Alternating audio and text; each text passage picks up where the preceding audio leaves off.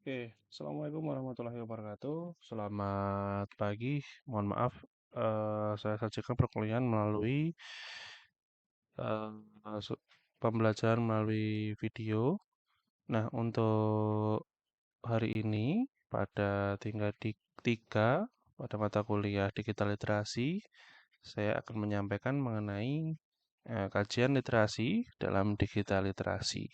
Kenapa saya angkat tema atau permasalahan ini? Yang pertama, Eee, literasi ini sangat penting sekali dalam memuat atau dalam mendukung tugas akhir bagi mahasiswa sekalian dan juga literasi ini perlu sekali kita galakkan terutama di kalangan Anda, di kalangan remaja atau yang ada di Gen Z agar mengetahui manfaatnya, mengetahui fungsinya. Oke, langsung saja saya akan menyampaikan beberapa poin di sini yang nanti bisa Anda manfaatkan. Terima kasih. Yang pertama, pendahuluan di sini, yakni semakin berkembangnya zaman, ya, teknologi juga beriringan, jadi suka semakin berkembang, ya, dengan adanya piranti-piranti seperti gadget, ya. Mungkin saat ini Anda juga sedang memakai atau sedang menggunakan yang namanya gadget tersebut. Nah, ada gadget itu seperti apa ya, handphone, ada tablet, atau ada laptop, dan lain-lainnya. Nah, pada kemajuan teknologi, terutama pada gadget ya, terutama pada gadget ini juga dapat mendukung pada sistem pendidikan, terutama Anda yang ada pada tingkat mahasiswa atau yang ada di universitas, yang mana ketika barang tersebut atau kemajuan zaman ini bisa mendukung eee, program atau bisa mendukung kebutuhan Anda pada tingkat kampus atau tingkat kemahasiswaan, urusan dengan mata kuliah dan lain-lainnya. Nah, namun gadget saat ini juga memiliki dampak buruk, ya. Tidak bisa dipungkiri perkembangan zaman sekarang ternyata tidak hanya plus yang kita tidak hanya dampak positif yang kita apa namanya dapatkan, tapi juga dampak buruk dari gadget tersebut, terutama di lingkungan pendidikan. Ada beberapa kasus terutama ya pemanfaatan gadget ini yang tidak pada semestinya. Kenapa kok tidak pada semestinya? Karena ada beberapa larangan mungkin ya, dilarang bawa bawa HP. Mohon maaf ini ada gambar, yang mungkin ada nama institusi, dilarang membawa HP karena apa ya? Salah satunya ini, karena, dampak buruk dari gadget atau dari handphone itu sendiri yang tidak dimanfaatkan dengan baik dalam proses pendidikan. Saya yakin entah itu di lingkup guru, di lingkup, dosen, di lingkup, pendidik ya, kita tidak bisa menutup mata akan perkembangan zaman. Kenapa kok tidak bisa menutup mata? Karena dengan meningkatnya gadget ini atau meningkatnya perkembangan, teknologi ini bisa mendukung terutama Anda, ya, di lingkup mahasiswa. Belajar dengan menggunakan HP sekarang sudah hal lumrah. Kalau dulu, apa namanya, kalau dulu jelas itu menjadi, permasalahan, belajar kok bawa HP. Namun sekarang ini belajar menggunakan HP itu tidak menjadi masalah, asalkan tidak melakukan dampak buruk seperti gambar di bawah ini, ya. Gambar pertama ini seperti gambar mabar ya, atau main bareng game terutama, game pada waktu sesi sekolah atau mungkin pada di kelas. Saya masih melihat ada beberapa mahasiswa yang ketika diajarkan masih melihat HP atau masih bermain HP. Nah, kalau melihat HP, kalau misalkan dia lagi kontak dengan orang tua atau mungkin ada hal yang penting, itu tidak apa-apa. Guru ataupun dosen pasti akan memaklumi. Namun ketika digunakan apa namanya untuk hal-hal yang buruk, ya, untuk ngabari misalkan chat sama teman dekatnya atau chat dengan temennya atau merekam tanpa atau merekam secara ilegal ya, streaming ilegal ya, itu enggak boleh. Ataupun juga ketika misalkan ujian ya, ujian disuruh apa namanya tidak open book ya, tapi open handphone. Nah, ini ada yang seperti itu, buka handphone. Nah, ini nggak boleh. Handphone itu sekarang juga bisa beroperasi sebagai buku juga, e-book. Nah, maka dari itu banyak sekali dampak buruk bagi gadget terutama pada perkembangan remaja kita atau pada Anda sekalian ya. Selain mungkin mengunduh aplikasi yang tidak penting, tidak mendidik, juga penggunaannya ini tidak sesuai dengan konteksnya atau tempatnya seperti itu. Nah, dampak positif gadget. Nah, dampak positif gadget saat ini atau mungkin perkembangan zaman di lingkup pendidikan ini ternyata sudah berkembang pesat ya. Pada saat COVID kemarin kita tidak bisa membayangkan ternyata perkembangan zaman ini mengarahkan kita dengan adanya e-learning, pembelajaran elektronik. Ya. Kita bisa menggunakan conference, kita bisa menggunakan apa namanya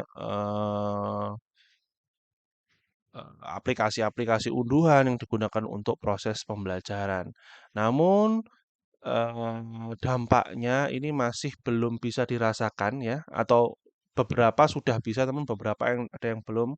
Beberapa yang belum ini karena tidak memandang bahwa terobosan ini sangat penting. Contoh yang sudah saya sampaikan, ada oknum dosen yang menyatakan "Pinca sok belajar di nggone gadget." Nah, itu yang kurang dalam literasinya. Bahwasanya di gadget ini atau di e-learning ini kita bisa, entah itu kamu mau apa namanya, tatap muka lah, kamu mau pendidikan jasmani kah, mau pembelajaran senam kah, semuanya bisa kamu lakukan. Asalkan bisa memanfaatkan piranti tersebut. Saat ini yang ngomong seperti itu adalah orang-orang atau oknum-oknum yang memang tidak bisa melek terhadap gadget, tidak tahu gadget, katakanlah seperti itu.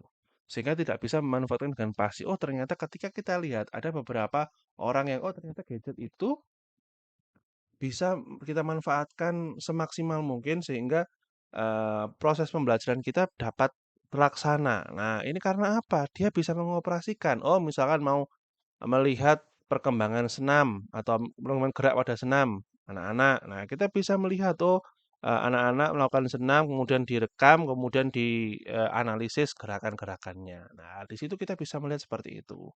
Kemudian ada perpustakaan online atau jual beli buku online. Nah, ini bisa kita manfaatkan melalui gadget kita. Kita bisa melihat, kita bisa membeli terutama ya, kalau bisa unduh gratis ada, namun mungkin jumlahnya sedikit. Dan banyaknya apa? Banyaknya beli ya. Kita bisa manfaatkan kalau kalian biasanya menggunakan e-shopping ya, apalagi hari ini ya mungkin mendekati bulan hari raya, pengen beli baju baru atau sandang sandang baru. Nah, kita bisa menggunakan layanan e-commerce dalam buku ini bisa untuk jual beli buku. Namun bukunya ya ada yang bentuknya fisik ya, ada yang bentuknya elektronik. Tinggal kalian yang mau yang mana seperti itu. Kemudian ada tablet yang bisa Anda manfaatkan, bisa menjadi e-book. Tadi setelah beli atau download secara gratis, kemudian bisa dibaca-baca melalui gadget atau piranti Anda. Dibaca dengan mudah seperti itu. Kemudian bagi yang olahragawan ya, saat ini banyak sekali ya ada di App Store, Play Store atau di internet-internet itu banyak sekali aplikasi-aplikasi yang memudahkan untuk berolahraga. Ya, PT, ya, PT sekarang bukan ketar-ketir ya mendapatkan permasalahan baru ketika adanya seperti ini PT itu personal trainer ya. Misalkan kalian itu datang ke sebuah sanggar kebugaran, kemudian didampingi oleh pelatih. Nah, itu yang namanya PT atau pelatih personal atau tadi personal training. Nah, seperti itu. Ini bisa kalian download tinggal oh dimanfaatkan kalau saya dulu pakai apa itu ya sepeda itu.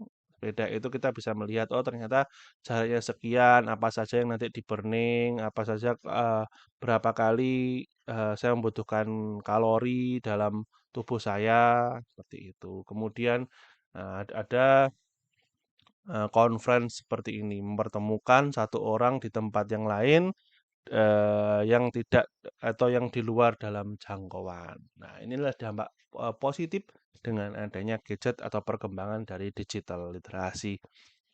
Nah, pentingnya digital literasi dalam pendidikan. Nah, akses ke informasi dan pengetahuan. Literasi digital memungkinkan guru dan siswa untuk mengakses, mengevaluasi, dan memanfaatkan informasi dengan bijak.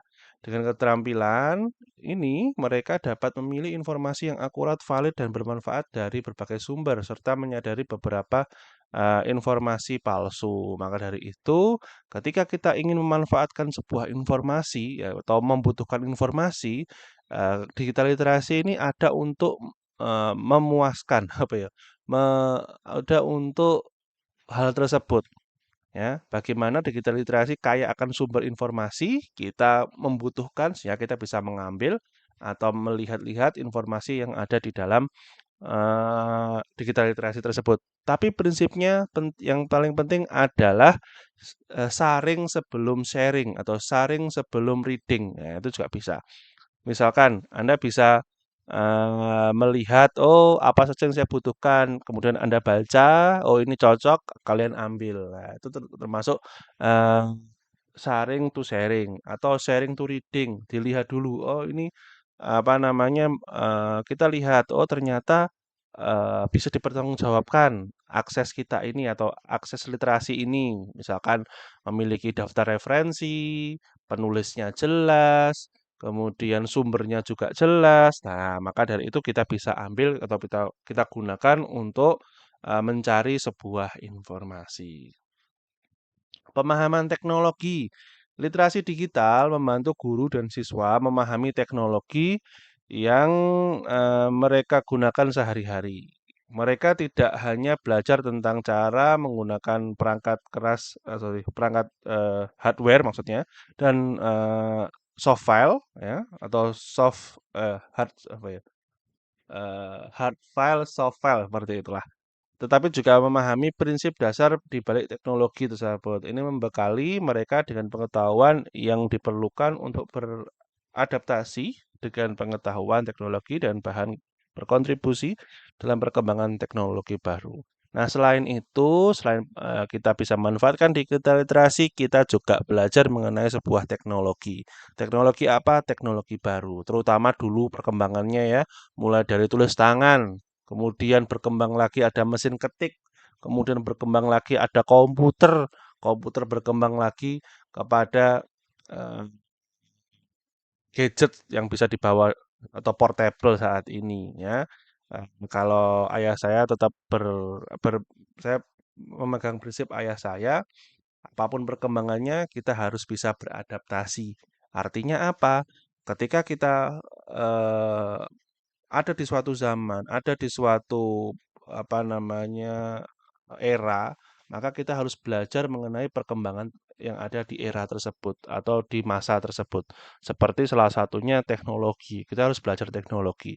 Bayangkan, misalkan kakek Anda tidak mau belajar teknologi, mungkin saat ini kakek Anda tidak bisa ngirim WhatsApp. Ya, nenek saya usianya mungkin sudah 80, nah, masih bisa ngirim WhatsApp, ya. Walaupun mungkin kalimatnya terbatas atau mungkin di WA cucunya itu cuma misalkan Uti saya mau datang ke rumah Uti katakanlah seperti itu. Tinggal jawabnya hanya Y atau ya saja. Nah, itu salah satu apa? Salah satu bentuk pemahaman atau memahami teknologi pada saat ini. Ya, kalau misalkan mau SMS, waduh, Mbah larang Mbah SMS. Nah, pakai WA, WA lebih murah seperti itu. Atau mungkin di teknologi pendidikan banyak sekali ya. Teknologi pendidikan dengan adanya apa namanya e-learning atau apa namanya menggunakan artikel-artikel, memilih jurnal-jurnal atau memilih buku-buku elektronik. Nah, kita bisa melihat bagaimana cara pendownloadannya, bagaimana cara membelinya. Kita bisa melakukan hal-hal tersebut terkait pemahaman teknologi. Kemudian keterampilan komunikasi dan kolaborasi. Penggunaan platform digital telah mengubah cara kita berkomunikasi dan berkolaborasi. Literasi digital melibatkan pemahaman tentang etika komunikasi online, penggunaan media sosial, dan keterampilan berkolaborasi dalam lingkungan digital.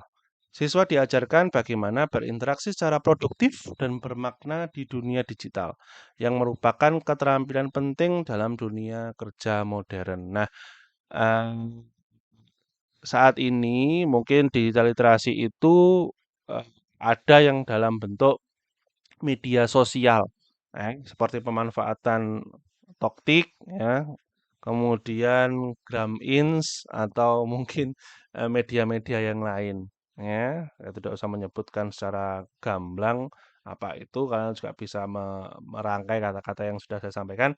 Nah, di situ kalian namanya media sosial artinya terhubung satu dengan yang lain. Misalkan ada sebuah berita, ya kemudian kalian tanggapi, ya, atau di Bookfest, ya yang mungkin aplikasi yang Bookfest ini banyak sekali diunduh dan banyak sekali dimanfaatkan.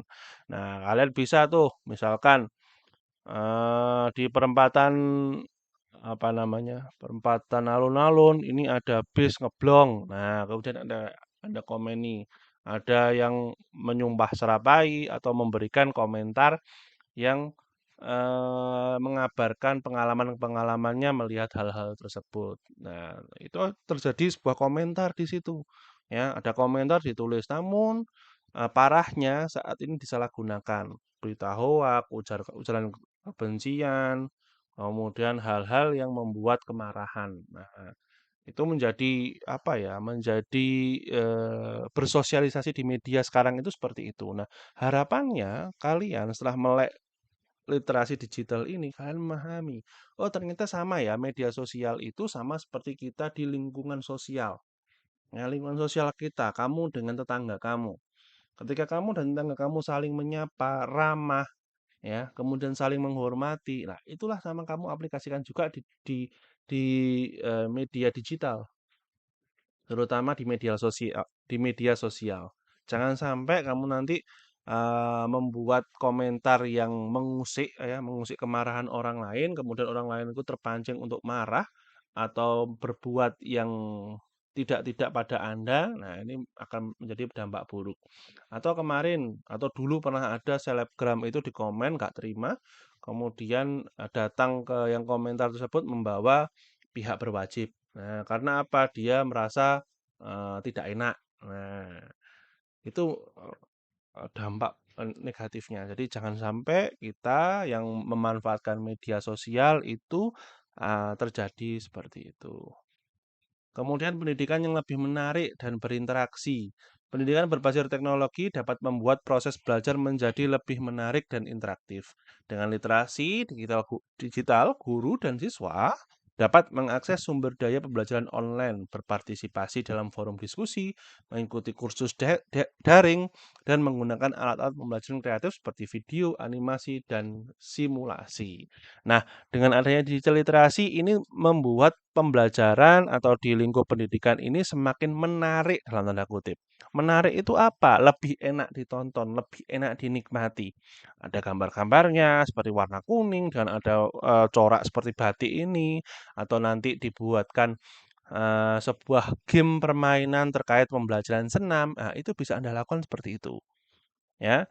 Bisa kita manfaatkan sehingga apa? Dalam pembelajaran itu bagaimana lebih menarik dengan memanfaatkan pembelajaran melalui digital literasi. Dan juga saat ini, ya, mungkin mengikuti kursus, mengikuti apa namanya pembelajaran, mengikuti apa namanya terkait teknis di pendidikan ini bisa menggunakan digital literasi. Contohlah sekarang, kita bisa memanfaatkan digital literasi karena apa? Mungkin ada kelasnya full, ya, kelasnya full kita tidak dapat tempat sehingga kita bisa memanfaatkan ini tetap dalam melakukan pembelajaran eee, sesuai dengan jadwal yang sudah disepakati, seperti itu. Kemudian persiapan untuk dunia kerja masa depan, langsung saja. Bahwasanya, saat ini Anda dilatih untuk disiapkan, di dunia kerja. Jangan sampai ketika Anda lulus, kalian tidak peka terkait digital literasi. bagaimana cara membuat, katakanlah gini lah, kenapa Anda disuruh, presentasi, ya, membuat makalah atau berkelompok. Salah satunya apa? Di situ Anda disuruh untuk bekerja secara kelompok. Bagaimana kerja secara kelompok? Namun dalam pengaplikasinya ada beberapa oknum mahasiswa yang kalau disuruh kelompok hanya satu dua orang yang kerja, sing kelorone bulet sakarepe, ya. Nah, ini disuruh Anda itu untuk bekerja secara kelompok. Tugas individu, belajar secara bekerja secara individu atau sendiri. Kelompok, belajar secara kelompok atau dengan orang banyak, menyatukan empat, misalnya ada empat mahasiswa itu menyatukan empat pemikiran dalam satu lembar kerja, katakanlah seperti itu. Di dunia kerja kan seperti itu. Kemudian jangan sampai Anda mau kerja tapi tidak bisa memanfaatkan digital literasi, ya. Bagaimana memanfaatkan katakanlah eh, apa namanya, e-meeting, karena seperti itu. Sama seperti kita saat ini atau yang kemarin-kemarin kita lakukan, oh ternyata e-meeting seperti ini. Ditanyai bosnya, ditanya yang punya kerja, tolong buatkan eh, kita meeting secara online saja, ya, plongah dan plongoh. Nah, itu jangan sampai kita seperti itu. Maka dari itu, saat ini merupakan penyiapan Anda, penyiapan SDM ya untuk di dunia kerja seperti itu. Nah, sebelum kita sampai di platform ini, saya akan menyampaikan beberapa apa namanya presensi dulu. Silahkan presensi kalian bisa scan barcode ini. Mohon maaf bentar ya.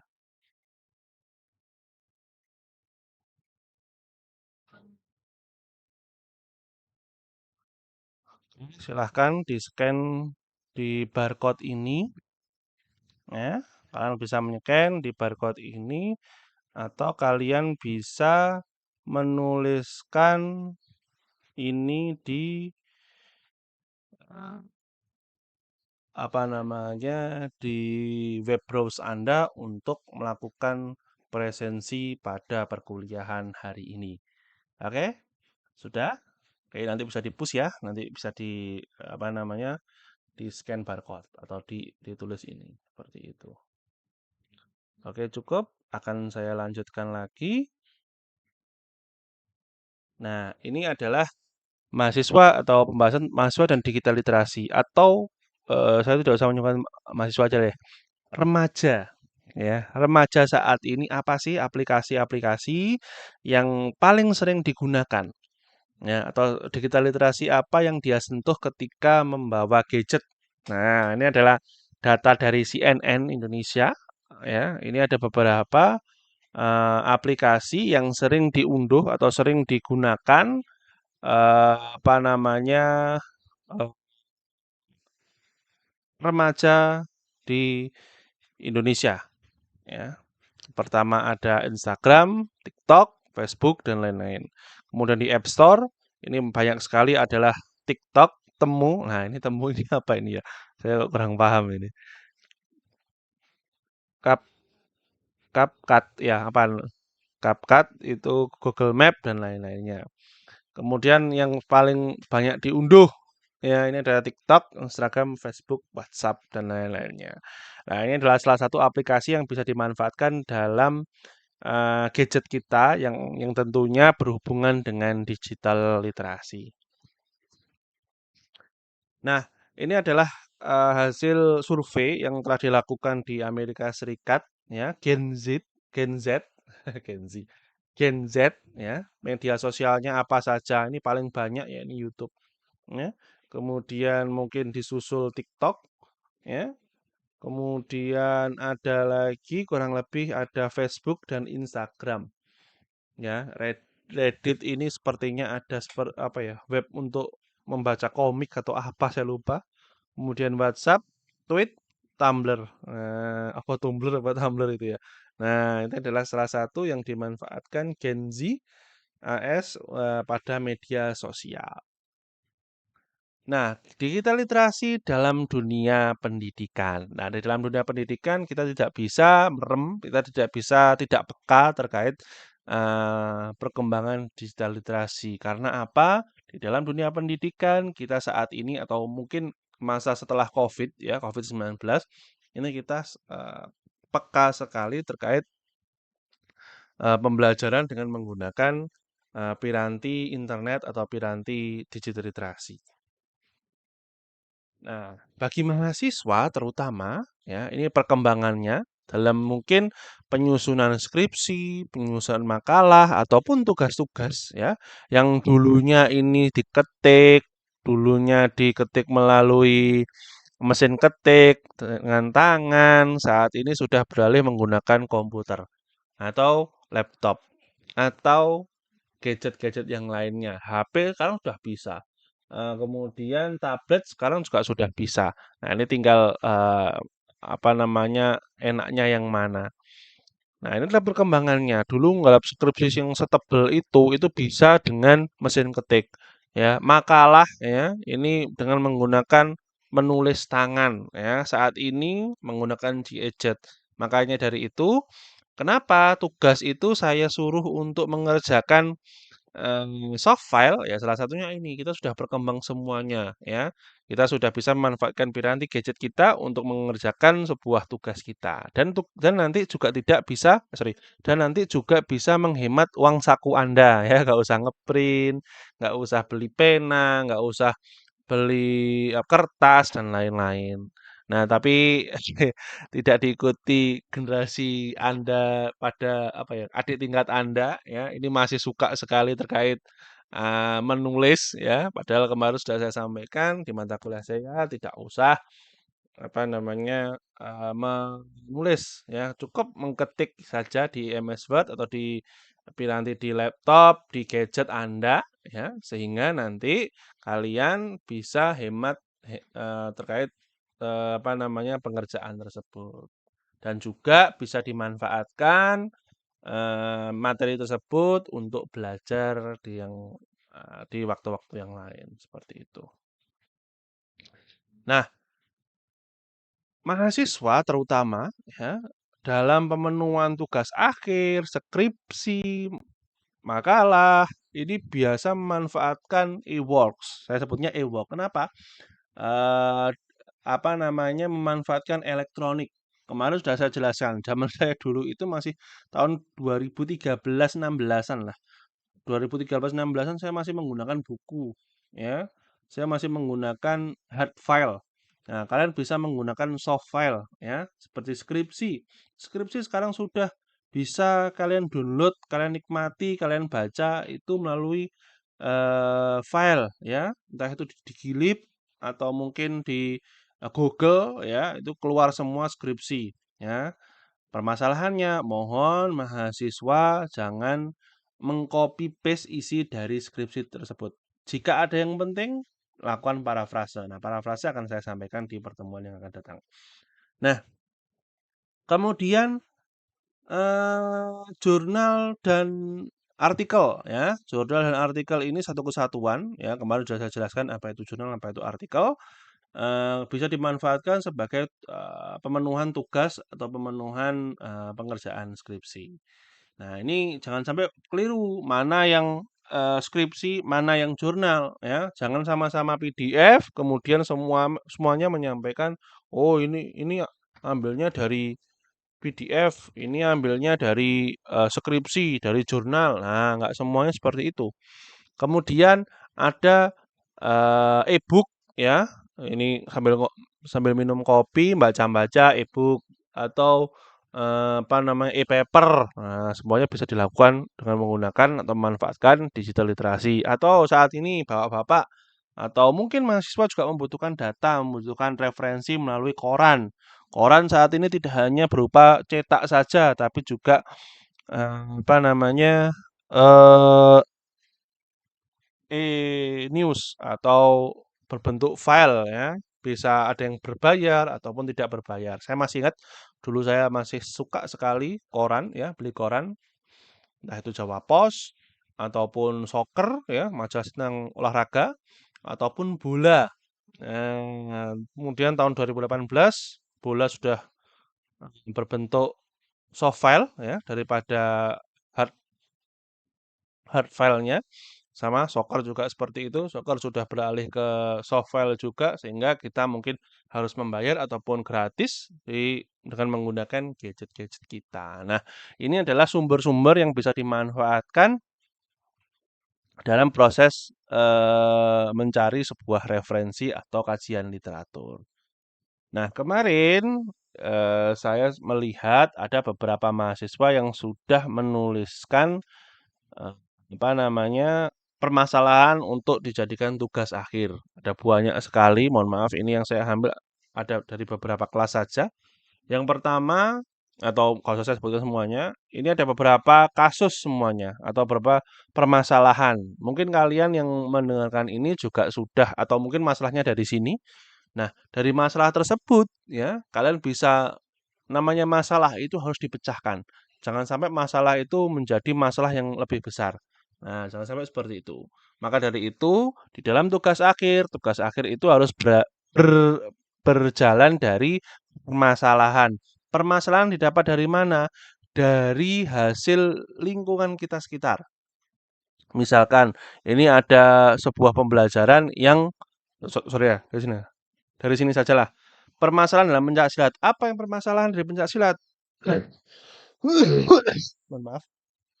Misalkan ada pertikaian. Nah, ini bagaimana memecahkan pertikaian antar pesilat ini agar hidup rukun, agar saling menghormati antar padepokan. Nah, dengan cara apa? Ya semua digali di sini. Di e-works ini, kalian bisa mencari, oh ternyata sumber dari permasalahan itu bagaimana toh, cara memecahkan masalah itu seperti apa toh. Nah, seperti itu. Kalian bisa mencari semua masalah yang Anda tulis ya atau yang Anda saat ini hadapi terutama untuk menyongsong tugas akhir itu dengan memanfaatkan kajian-kajian yang ada pada digital literasi, entah itu bentuknya skripsi, jurnal, buku ataupun newspaper. Bisa dimanfaatkan hal tersebut. Nah, caranya gimana? Kalau kita lihat orang-orang pernah menyampaikan, "Wes tanya saja ke Mbah Google." Nah, dalam permasalahanmu itu jangan mentah-mentah dituliskan seperti itu. Misalkan, permasalahan pencak silat, nah nggak akan ketemu di situ. Mungkin, apa namanya, kasus-kasus kasus-kasus bentrokan pencak silat, misalkan seperti itu. Kemudian timbulnya permasalahan. Nah, carinya di mana?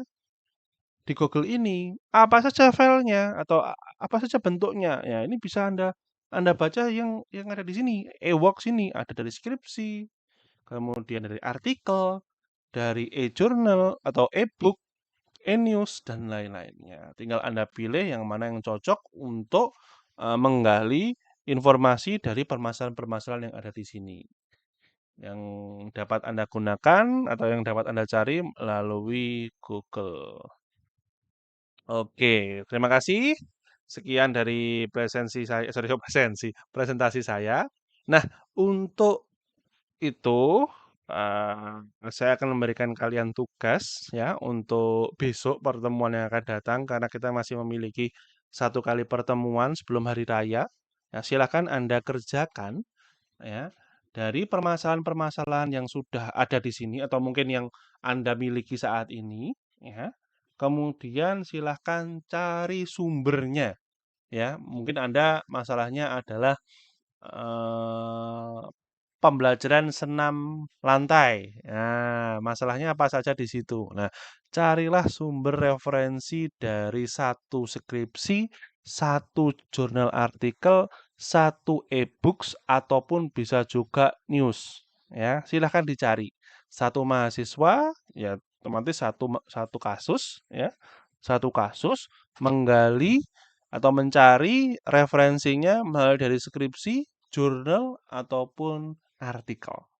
Silahkan Kalian cari dengan memanfaatkan piranti Google ini atau aplikasi Google ini, dicari PDF-nya, filenya harus semuanya sifatnya PDF, kemudian satu file skripsi yang dikira cocok sesuai dengan permasalahan, kemudian yang kedua dari jurnal ataupun artikel, e-book ya, ataupun news ya, e-news terserah.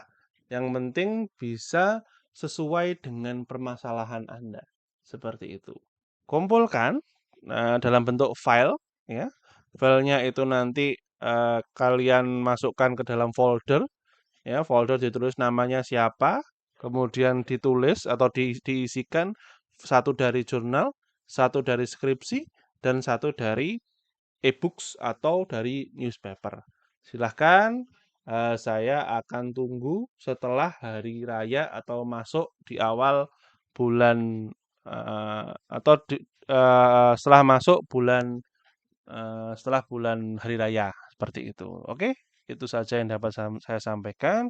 Kurang lebihnya mohon maaf dan jangan lupa tadi presensi untuk hari ini ya, silakan untuk melakukan presensi. Kemudian agar lakukan presensi sesuai dengan apa namanya jadwal yang Anda dapatkan sebelumnya. Terima kasih dari saya, kurang lebihnya mohon maaf. Sekian, Assalamualaikum warahmatullahi wabarakatuh. Selamat pagi.